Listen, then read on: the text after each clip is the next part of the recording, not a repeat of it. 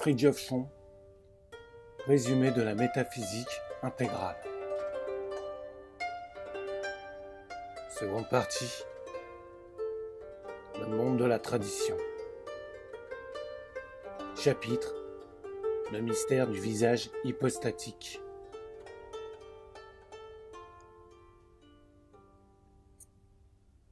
On rencontre chez des auteurs musulmans l'opinion pour le moins surprenante qu'aucun envoyé, entre guillemets, ou fondateur de religion, n'aurait aimé Dieu autant que l'aurait fait le prophète de l'islam, et qu'aucun n'aurait été aimé de Dieu autant que lui. Simple question de parti pris, d'ignorance, de manque d'imagination, dira-t-on. Cela est vrai, de facto, mais sans être une explication exhaustive, car l'opinion dont il s'agit bénéficie à titre de sentiment religieux ou d'acte quasi moral d'un arrière-plan qui dépasse l'ordre des options purement humaines. La clé de l'énigme est qu'il n'y a pas qu'un Dieu personnel, lequel est pour ainsi dire le, ouvrez les guillemets, visage humain, fermez les guillemets, ou humanisé, entre guillemets, de la divinité suprapersonnelle, mais qu'il y a aussi, en deçà et en fonction de ce premier degré hypostatique, ce que nous pourrions appeler le, ouvrez les guillemets, visage confessionnel, fermez les guillemets, de Dieu.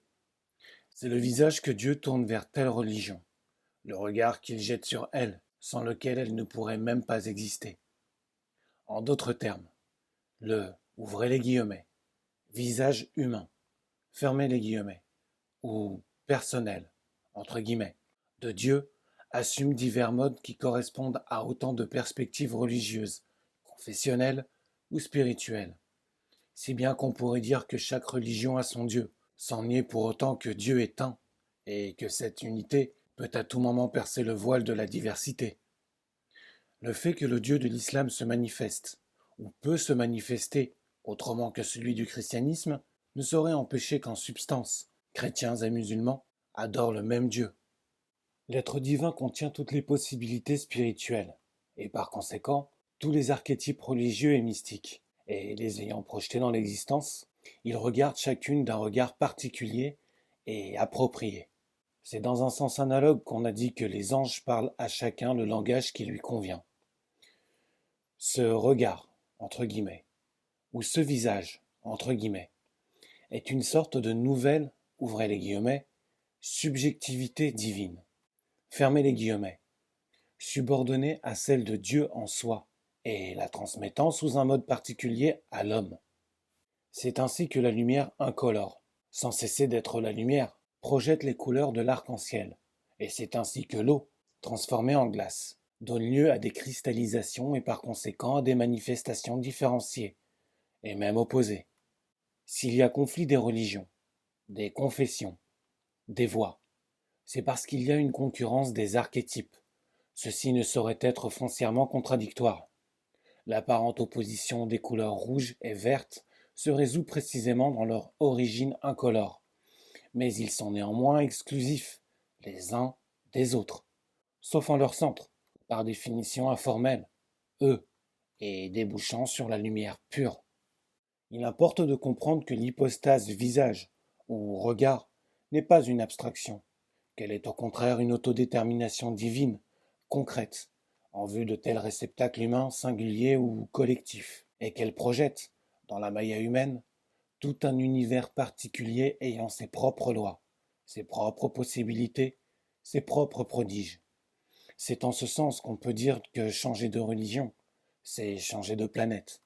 Et comprendre une religion étrangère en tant que phénomène, c'est avant tout saisir qu'elle est une planète, et non simplement un continent, bien qu'il y ait assurément des degrés dont l'éloignement ou la différence est par conséquent dans le sentiment de dépaysement que peut inspirer un climat religieux et étranger.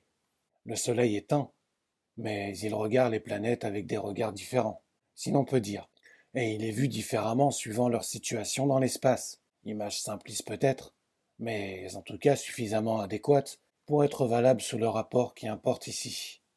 Exotériquement, on dira en langage musulman que Dieu a envoyé Mohammed pour fonder l'islam. Ésotériquement, on pourra dire que l'archétype indivinis de la, ouvrez les guillemets, possibilité islamique, fermez les guillemets, a projeté celle-ci dans l'existence, et est devenu par là, pour cette religion, le Dieu tout court, projection non pas séparée de Dieu en soi, mais le particularisant, entre guillemets, d'une certaine façon, en communiquant néanmoins toutes les qualités et fonctions de Dieu en soi, au réceptacle humain, mais précisément selon le style, entre guillemets, qu'exige cette particularisation. Chaque visage divin opère moyennant une idée force, qui le décrit, et qui est tout. Quand on dit le Christ, entre guillemets, en climat chrétien, on a tout dit. Le mystère de la manifestation salvatrice prime tout. Il n'y a qu'une seule vérité décisive, à savoir que, ouvrez les guillemets, Dieu est devenu homme, afin que l'homme devienne Dieu. Fermez les guillemets.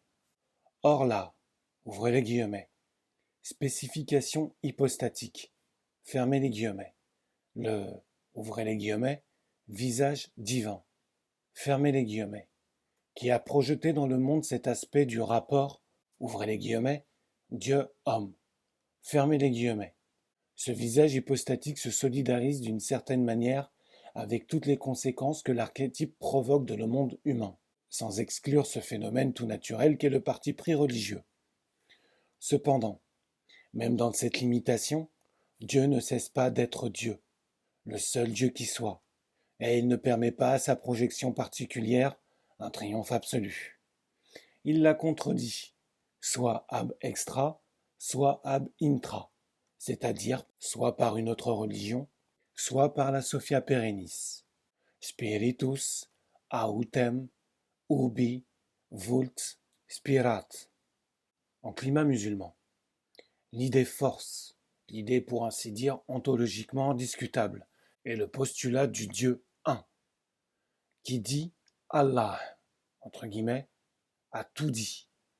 Ce mot ferme quasi existentiellement la porte à toute contestation, et cette qualité d'absolu rejaillit forcément sur le messager et permet d'affirmer, en bonne conscience, et sous le regard du, ouvrez les guillemets, visage hypostatique, fermez les guillemets, correspondant. Note de bas de page. Néanmoins d'une façon implicitement conditionnelle, puisqu'il y a forme, entre guillemets. Retour au texte. Que nul n'est aimé davantage d'Allah que le messager d'Allah, c'est-à-dire le porte-parole de l'idée force que ce nom exprime et manifeste. Nous avons là un exemple de ce que nous avons appelé plus d'une fois le, ouvrez les guillemets, relativement absolu. Fermez les guillemets. Expression paradoxale s'il en est, mais indispensable sur le plan de l'analyse métaphysique. Note de bas de page. Le Vedanta distingue le principe, ouvrez les guillemets, non suprême, fermez les guillemets, ouvrez la parenthèse, apara brahma, fermez la parenthèse, d'avec le principe suprême, entre guillemets, ouvrez la parenthèse, para brahma, fermez la parenthèse. Le premier n'est pas comme le second, l'absolu en soi, mais il est pratiquement, entre guillemets, l'absolu par rapport au monde. Il est donc, ouvrez les guillemets, relativement absolu. Fermez les guillemets. Le Dieu personnel est absolu, entre guillemets, sans être intrinsèquement l'absolu, entre guillemets. Retour au texte. Idée force, avons-nous dit, et nous préciserons, du côté chrétien, phénomène éblouissant de l'homme-dieu unique, inégalable et a fortiori insurpassable, et seul capable de sauver les âmes. Du côté musulman, évidence fulgurante de l'absolu, du principe unique, indivisible, inviolable et invincible. La certitude de l'absolu est absolue, comme, ouvrez les guillemets, la doctrine de l'unité est unique. Fermez les guillemets. Ouvrez la parenthèse. At-tawhidu wahid. Fermez la parenthèse. Et comme la foi dont le Sauveur est salvatrice. Chaque religion est un système, non seulement dogmatique, mythologique et méthodique, mais aussi cosmique et eschatologique. On ne peut pas mesurer les valeurs d'un système avec les mesures d'un autre système. Note de bas de page. D'une manière analogue, Et sur tout autre plan, on ne saurait mesurer les valeurs d'un art avec les mesures d'un autre art. On ne peut juger les valeurs de la musique extrême orientale, par exemple, avec les critères de la musique occidentale. Les besoins et les intentions sont trop différentes, bien que la raison d'être de tout art soit le passage de l'accidence à la substance, ou du monde des écorces à celui des archétypes, comme dans le cas des voies spirituelles, a fortiori. Retour au texte. Ce qui ne contredit pas l'homogénéité évidente de leur essence commune. Le christianisme en tant que religion est un upaya, un, ouvrez les guillemets, stratagème salvateur, fermez les guillemets, donc un système formel parmi d'autres systèmes formels possibles, et la divinité du messager ne peut rien y changer. Ouvrez les guillemets. Dieu seul est bon, fermez les guillemets, a dit le Christ. La limitation du système chrétien apparaît d'emblée dans sa définition axiomatique de l'homme, lequel est pécheur, entre guillemets, et qui ne peut approcher Dieu que sur cette base, d'où le rejet implicite ou explicite de toute gnose. Mais l'homme est aussi, ouvrez les guillemets, enfant de Dieu, fermez les guillemets, celui-ci étant père, entre guillemets, et en outre, ouvrez les guillemets, mon royaume n'est pas de ce monde, fermez les guillemets, ce qui indique un ésotérisme d'amour et s'adresse telle quelle à une société de spirituel, mais non à une humanité intégrale. Note de bas de page. Cette société ou cette civitas dei, le christianisme l'a réalisée dans les ordres monastiques, au mont Athos notamment. Retour au texte.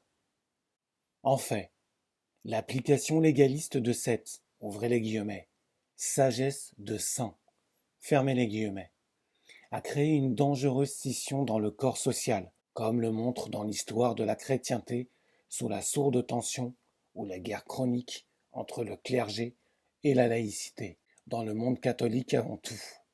Note de bas de page. Le monde orthodoxe n'a pas pu résister au mouvement. Quoi qu'il en soit, quand on examine, image par image, l'histoire des costumes européens, costumes princiers d'abord, et bourgeois ensuite, et féminins aussi bien que masculins, on a de la peine à croire que ce sont là des costumes chrétiens, tellement ils sont de plus en plus marqués par la mondanité, nous dirons même par la frivolité, bref, par une absence quasi totale de sens religieux. On se demande comment il est possible que ce sont là des gens qui ont lu l'Évangile, qui savent ce qu'est qu'un crucifix, qui se confessent et qui communient. Retour au texte. Le, ouvrez les guillemets, visage hypostatique, fermez les guillemets, qui préside à l'islam a réagi, entre guillemets, contre cette perspective globale, non seulement contre le danger de scission et de déséquilibre, mais aussi et a priori contre l'idée de l'homme égal pécheur, entre guillemets, et contre celle du, ouvrez les guillemets, Dieu devenu homme, fermez les guillemets. Cette seconde idée, ayant déterminé la théologie trinitaire, ou plus précisément l'adéquation entre l'aspect de Trinité et l'absolu, d'où un christocentrisme, entre guillemets, qui de facto domine tout. D'une part, l'islam a ramené Dieu, si l'on peut dire, à sa signification première et à son essentialité transcendante. Et d'autre part, il a ramené l'homme au sacerdoce primordial et, ouvrez les guillemets, surnaturellement naturel, fermez les guillemets, en sacralisant ainsi la société entière. Pour l'islam, Dieu n'est pas père, entre guillemets, du moins pas a priori et envers tous, mais il est Seigneur, entre guillemets, comme cela convient à l'égard d'une collectivité intégrale. L'homme, lui, est esclave, entre guillemets, non enfant, entre guillemets, ce qui, selon le sentiment musulman, présupposerait déjà une intimité mystique. Mais il est aussi, grâce à sa dignité humaine précisément, vicaire, entre guillemets, sur terre, donc représentant de Dieu. Selon cette perspective, l'amour de Dieu est excellent dans la mesure où il se fonde sur les postulats de l'islam. Or Dieu aime de la façon la plus excellente l'esclave vicaire, le miroir de la divine unité. Les musulmans ne peuvent raisonner, entre guillemets, autrement dans le cadre de leur système. Note de bas de page. Ne pas perdre de vue que le Christ est un phénomène relativement ésotérique, d'où son mépris des, ouvrez les guillemets, prescriptions d'hommes, fermez les guillemets, et son insistance sur l'intériorité, et que l'islam exotérique, par définition légaliste, ne peut pas ne pas lui en faire une sorte de reproche, indirectement tout au moins. Ouvrez les guillemets. Jésus fut parfait, nous a dit un derviche, mais il n'a pas su empêcher que l'on fasse de lui un Dieu. Fermez les guillemets. Retour au texte. Pour eux, Mohammed est le serviteur, entre guillemets, par prosternation, entre guillemets, de la créature. Et il est également le vicaire, entre guillemets, par excellence, parce qu'il personnifie une législation intégrale et qu'il exerce, sur cette base, la fonction de monarque à la fois spirituelle et temporelle. Note de bas de page. Sans parler de cet argument spécifiquement islamique que le dernier des envoyés, entre guillemets, doit être le plus éminent, parce que la terminalité rejoint la primordialité, tout en réalisant une synthèse sans précédent. Retour au texte. Dieu ne peut se contredire, c'est évident, mais il peut manifester des dimensions différentes, parce que différencié par Maya, de sa substance une. Le système chrétien, hostile à la chair, entre guillemets, à la nature, entre guillemets, et à l'ici-bas, exclut implacablement tout yoga sexuel, ou tout tantrisme, entre guillemets, alors que le système islamique, au contraire, favorable à la norme naturelle et à l'équilibre, tend à sacraliser ce que nous offre la nature, à la fois sage et généreuse. Car l'homme n'est pas seulement là pour dominer et pour surmonter les données en soi innocentes de son ambiance et de sa vie. Il est là aussi pour les anoblir et les sanctifier. Bref, les intégrer dans sa verticalité, entre guillemets, sa vocation et sa voie. Il n'y a pas qu'une mystique du sacrifice, il y a aussi une mystique de la gratitude. Les, ouvrez les guillemets, visage hypostatique, fermez les guillemets, de Dieu personnifiant, entre guillemets, divers archétypes. Aussi la notion même, ouvrez les guillemets, d'amour de Dieu, fermez les guillemets, nous y avons fait allusion, s'en trouve-t-elle affectée et différenciée. Sacrificielle dans la perspective chrétienne, ce même amour entend être plus inclusif, entre guillemets, dans la perspective islamique, sans pour autant négliger l'ascèse, puisqu'il est censé réaliser tous les modes que l'existence même nous octroie.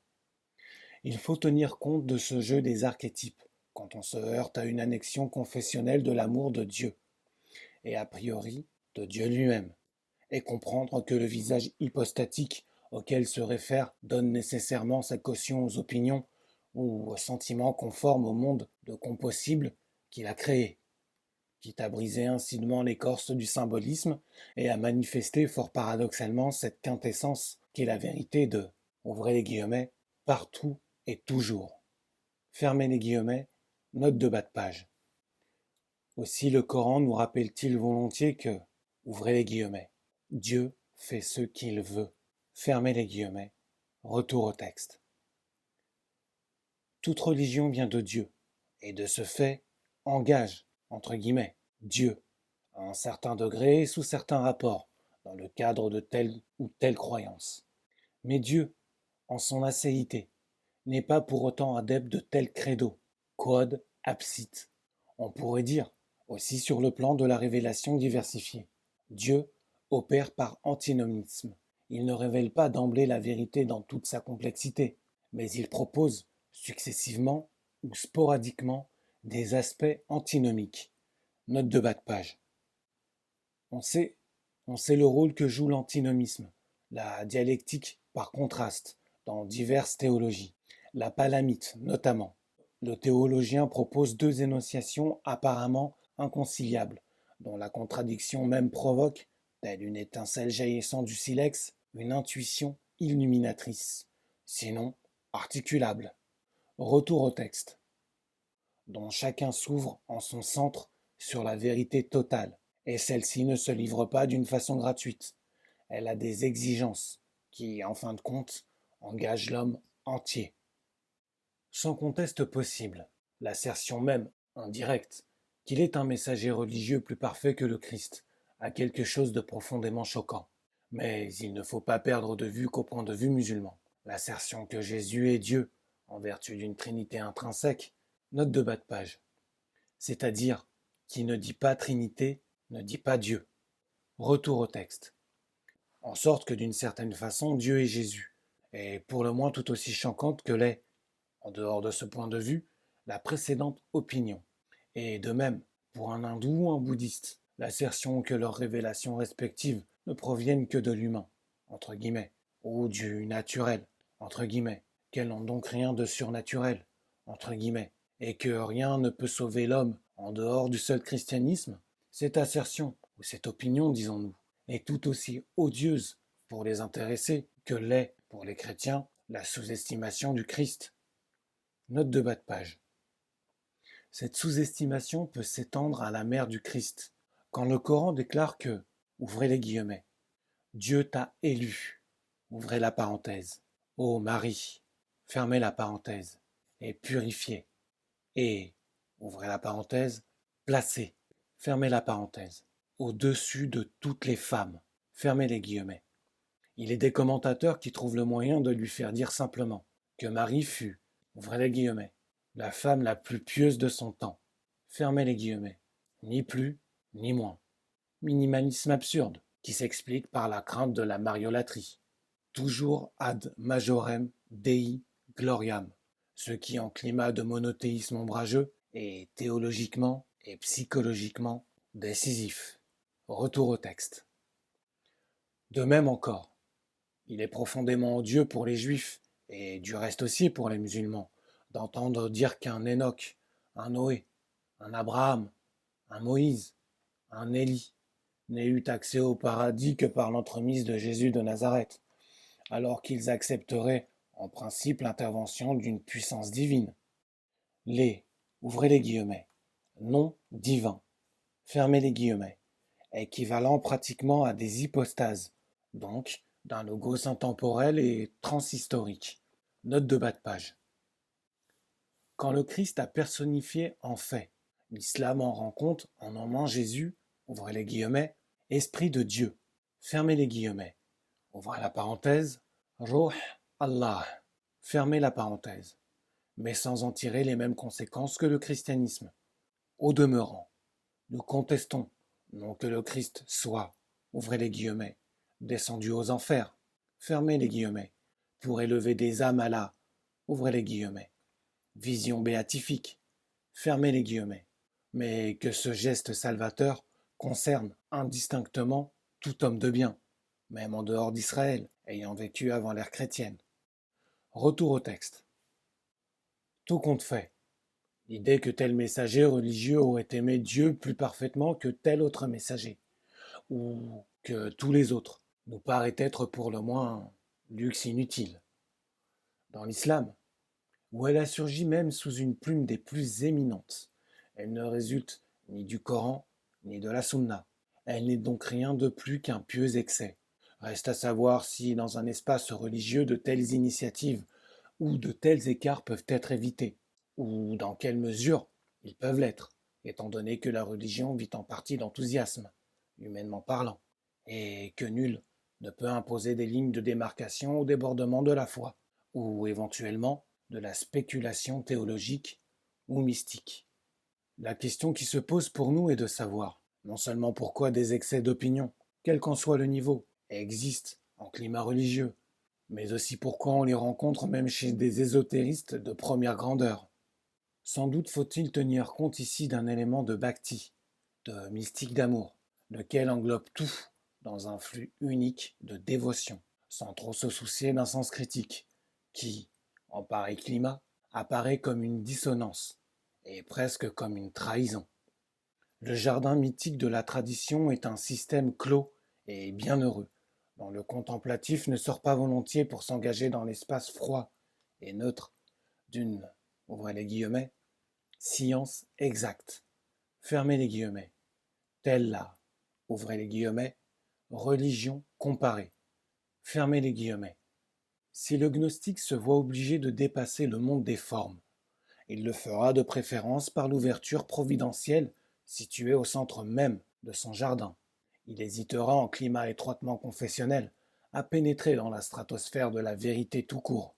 N'empêche qu'une façon de voir moins affective et plus objective garde partout ses droits, et cela a fortiori sur le plan universel où les grands initiés entendent se placer, et peuvent se placer dans la mesure où leurs informations est suffisante. Note de bas de page. Tel soufi conseille allègrement à son prince d'opprimer les chrétiens, ce qui va tout de même un peu loin. Tel autre soufi, au contraire, les fréquente et tend à les protéger, ce qui prouve qu'il y a, en climat à la fois ésotériste et traditionnellement rigoureux, une marche qui permet des opinions fort diverses. Faisons remarquer à ce propos qu'on attribue parfois, soit par ignorance, soit frauduleusement, les lois oppressives antichrétiennes du calife omeyyade Omar II, au grand Omar, compagnon du prophète et deuxième calife, dont la magnanimité envers les chrétiens fut notoire. Quoi qu'il en soit, dans bien des cas, on pourrait appliquer à la disproportion entre l'idée absolue et les opinions relatives, y compris les légendes symbolistes, mais néanmoins malsonnantes, le verset suivant du Coran. Ouvrez les guillemets. Dit Allah, puis laisse-les à leurs vains discours. Fermez les guillemets. Ouvrez la parenthèse. Sourate le Bétail, 91. Fermez la parenthèse. Retour au texte. La connaissance exacte des phénomènes ne nuit certes pas à la connaissance profonde de Dieu. En résumé, nous dirons qu'il y a deux, ouvrez les guillemets, circonstances atténuantes, fermez les guillemets, aux opinions excessives que l'on rencontre en climat confessionnel. L'une, nous venons d'en parler, est une mentalité dévotionnelle qui favorise une pensée plus pieuse que correcte. L'autre, nous l'avons fait valoir plus haut, est l'irrésistible évidence et l'invincible puissance de l'idée clé. À la suite de cette idée, ou à l'ombre de ce, entre guillemets, visage divin, les opinions trop unilatérales, voire exorbitantes, bénéficient pour le moins d'une certaine plausibilité, soit formelle, soit implicite, ou bien elles sont admissibles sous un rapport très particulier, ou bien elles expriment des vérités indépendantes du sens littéral. En tout état de cause, il convient de les regarder comme des symboles, à moins qu'elles ne soient intrinsèquement aberrantes, et de ne pas les envisager en dehors de l'idée qui les détermine directement ou indirectement, et qui peut, sinon, toujours les justifier, ou les corroborer sans réserve, du moins les exaucer. Cette idée clé qui projette l'absolu dans la maya humaine, et qui, dans l'espace religieux, est tout.